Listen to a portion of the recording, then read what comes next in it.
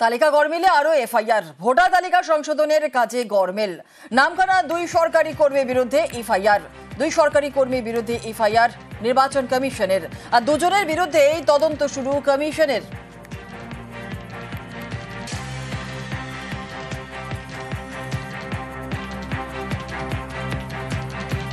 তালিকা গড়মিলে আরো FIR. Voter তালিকা সংশোধনের কাজে গড়মিল। নামখানা 2 সরকারি কর্মীর বিরুদ্ধে এফআইআর। 2 সরকারি কর্মীর বিরুদ্ধে এফআইআর নির্বাচন কমিশনের, আর দুজনের বিরুদ্ধেই তদন্ত শুরু কমিশনের।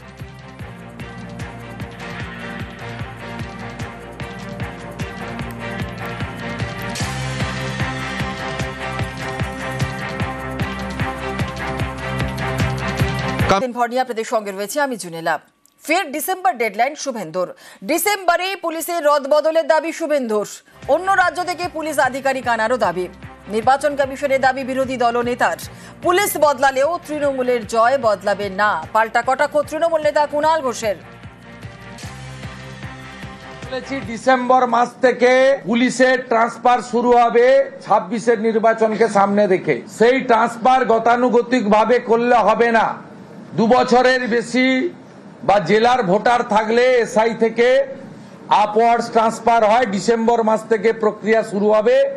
জানুয়ারির 1 তারিখের মধ্যে সাধারণত as per last experience complete করতে।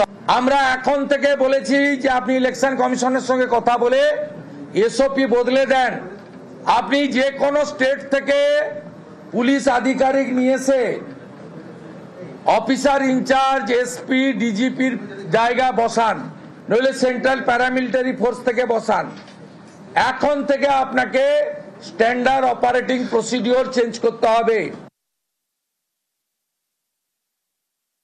বিরোধী দলনেতা হতাশা থেকে এসব কথাবার্তা বলছেন। কেন্দ্রীয় নির্বাচন কমিশন ওনাদের ইচ্ছা মতো বদলি তো আগেও করেছেন, নতুন তো কিছু নয়। নির্বাচন কমিশনকে দিয়ে সব বদল, এজেন্সিকে দিয়ে উদ্দেশ্য প্রণোদিত হয়রানি এসব তো হয়েছে। তো এবার তো 2 দিন বাদে আগে বলতেন ওই কেন্দ্রীয় নির্বাচন কমিশন, কেন্দ্রীয় বাহিনী, এবার বলবে শান্তি সেনা আনো রাষ্ট্রসংঘ থেকে। ওতে কি এসে যায়? ওনারা যা ইচ্ছে করতে পারেন, ক্ষমতার অপব্যবহার করে পুলিশ বদলাবেন, এই বদলাবেন, কিন্তু তৃণমূলের জেতাটাও বদলাবে না, আর বিজেপির হারাটাও বদলাবে না। এ যেন অন্য দিলীপ, সুর নরম, চেনা ঝাঁঝ উধাও। দাবাং দিলীপ এখন অনেক নরম, বিতর্কে থাকলেও আক্রমণে নেই।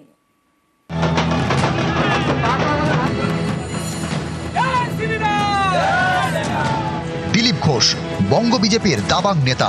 লাঠি খেলেন, বাইক চালান, গদাও চালান, রাজনীতির ময়দানে সুর চড়ান। আমি খড়গপুরে দাঁড়িয়ে বলে দিচ্ছি, এই ধরনের বেয়াদবি করতে আসে কেউ যে পার্টির, তাকে বাড়ি থেকে টেনে নিয়ে রাস্তায় পিটবো, সে যত বড় নেতা। আর যদি টিএমসি মনে করে এই রাজনীতি খড়গপুরে শুরু করবে, কাল থেকে শুরু করছি, বাড়ি থেকে ঢুকে মারবো, না বাড়ি থেকে টেনে নিয়ে রাস্তায় মারবো। এই দিলীপ ঘোষ এখন যেন অন্যরকম। বিরোধী দলের নেতা হোক বা নিজের দলের, কাউকেই ছেড়ে কথা বলতেন না। সেই দিলীপ ঘোষের গলায় এখন নরম সুর।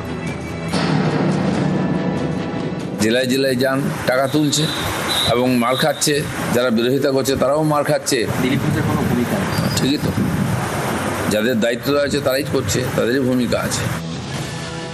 বঙ্গ বিজেপির প্রাক্তন রাজ্য সভাপতি দিলীপ ঘোষ, খড়গপুর সদরের প্রাক্তন বিধায়ক, মেদিনীপুরের প্রাক্তন সাংসদ। গত মাসে তিনি বিয়ে করেন, তারপর সস্ত্রীক দীঘায় জগন্নাথ মন্দিরে উদ্বোধনে যান।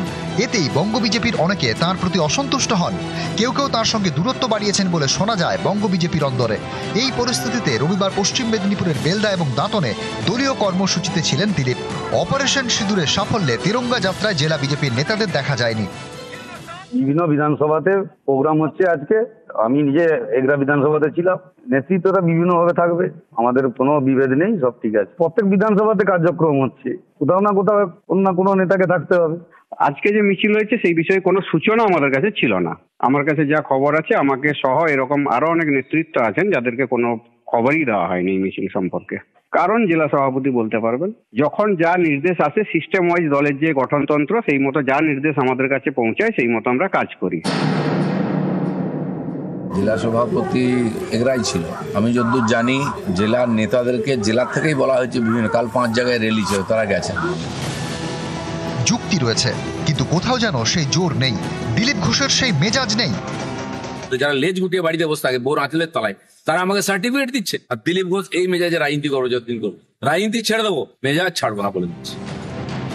গত মার্চে খড়গপুরে দেখা গিয়েছিল দিলীপ ঘোষের মেজাজ। খড়গপুরের মাঠপাড়ায় বিক্ষোভের মুখে পড়ে পাল্টা সুর চড়ান।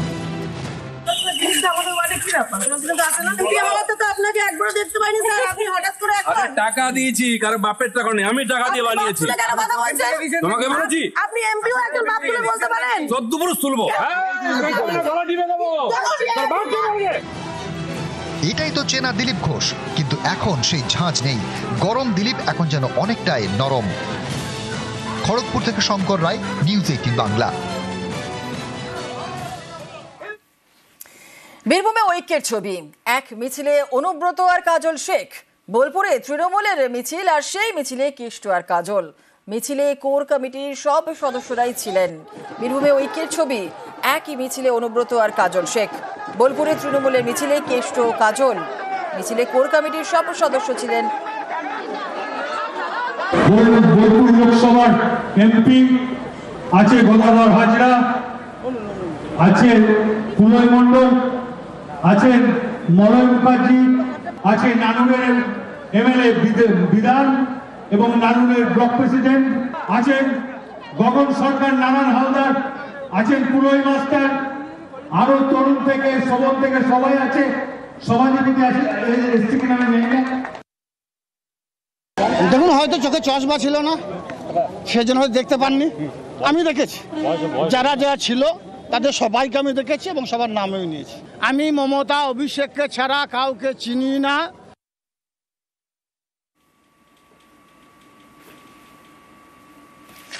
জনমত সমীক্ষা চালানোর নামে ভোটারদের তথ্য হাতানোর চেষ্টা করা হচ্ছে।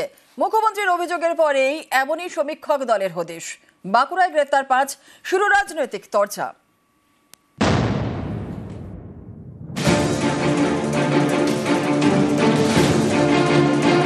ভোটার লিস্টে কারচুপি নিয়ে অভিযোগ তুলেছিলেন তৃণমূল নেত্রী মমতা বন্দ্যোপাধ্যায়।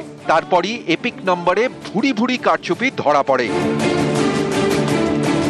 21শে মে উত্তরকন্যায় প্রশাসনিক বৈঠকে ফের সরব হন মুখ্যমন্ত্রী। বাংলার গ্রাম এবং শহরে জনমত সমীক্ষার নামে ভোটারদের ব্যক্তিগত তথ্য হাতিয়ে নেওয়ার অভিযোগ করেন তিনি। আমি শুনছি অনেক বাইরের লোক, কেউ আসাম থেকে, কেউ ইধার থেকে, কেউ উধার থেকে, বিভিন্ন লোক বিভিন্ন এলাকায় ঢুকে এমনকি আমাদের সমর্থকের কাছেও তার নাম্বার, তার প্যান কার্ড নাম্বার, তার আধার কার্ড নাম্বার, তার ফোন নাম্বার, সে কি করে তার ডিটেলস নিয়ে চলে যাচ্ছে অফিসারদেরও। আমি পুলিশকে বলবো, বি অ্যালার্ট। মুখ্যমন্ত্রীর অভিযোগের এক সপ্তাহের মধ্যে এমনই সমীক্ষক দলের হদিশ বাঁকুড়ায়।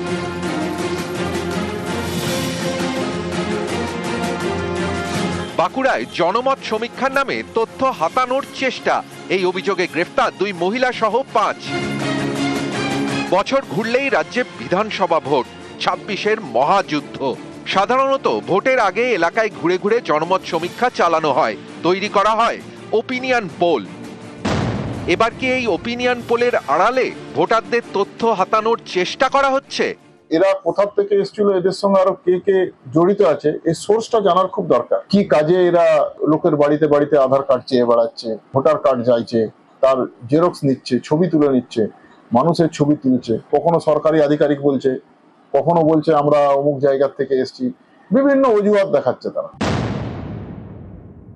আমাদের এলাকায় এসে সার্ভে করছিল, নানা রকম তথ্য চাইছে। যখন জিজ্ঞাসাবাদ করে ওর আগে যে আপনাদের কাছে কোনো পারমিশন আছে, তার কোনো রকম পারমিশন কপি দেখাতে পারেন। প্রায় দিনই খবর আছে যে আধার কার্ড চাইছে। আমরা ফ্রড মনে করছিলাম, যার জন্যই আমরা আটক করি যে না, এটা করতে দেওয়া যাবে। এলাকায় ঘুরে ঘুরে আধার কার্ড, ভোটার কার্ড চাইছেন 5 জন। এই বিষয়টি জানানো হয় বাঁকুড়া সদর থানায়। এলাকায় পৌঁছয় পুলিশ। 5 জনকে জিজ্ঞাসাবাদ করে উপযুক্ত নথি পাওয়া যায়নি। এরপর রবিবারই 5 জনকে গ্রেফতার করে বাঁকুড়া সদর থানার পুলিশ। ধৃত 5 জনের মধ্যে 4 জন বাঁকুড়া জেলার বাসিন্দা। একজনের বাড়ি পূর্ব বর্ধমানের শক্তিগড়ে। অ্যাকচুয়ালি একটা ওপিনিয়ন পোল করার জন্য কাজ করছিলাম। ওপিনিয়ন পোল, মানুষের জনমত সমীক্ষা যেটা বলা হয়। আপনারা কোথা থেকে এসেছিলেন? আমাদের এটা ডিপ্লেন্স হচ্ছে একটা কোম্পানি, ঠিক আছে, রিসার্চ অর্গানাইজেশন। আমাদের বাড়ি হচ্ছে সোনামুখী। গত সপ্তাহে শিলিগুড়ির নকশালবাড়িতেও এমনই এক সমীক্ষক দলের হদিশ মেলে। ত্রিপুরার যুবক সহ 4 জনকে গ্রেফতার করা হয়। নকশালবাড়ির পরে এবার বাঁকুড়া, জনমত সমীক্ষায় যাওয়া সন্দেহভাজন 5 জন গ্রেফতার। আগের থেকেই রাজ্য থেকে আমাদের সতর্ক করে দিয়েছিল এই ব্যাপারে। এরা ভাবছে চক্রান্ত করে, বিজেপি ভাবছে যে বাংলায় মসনদের ক্ষমতায় বসবে। তৃণমূল অভিযোগ এটা সর্বৈব মিথ্যা। বিজেপি সেরকম ভাবে আইটি সেল থেকে সার্ভে করার কোনো বিষয় নয়। তারা যদি প্রাইভেট সংস্থা থেকে কোনোভাবে কোনো কাজ করছে, ভারতীয় জনতা পার্টি এভাবে কোনো নিযুক্ত করেনি। বাঁকুড়া থেকে প্রিয়ব্রত গোস্বামী, নিউজ 18 বাংলা।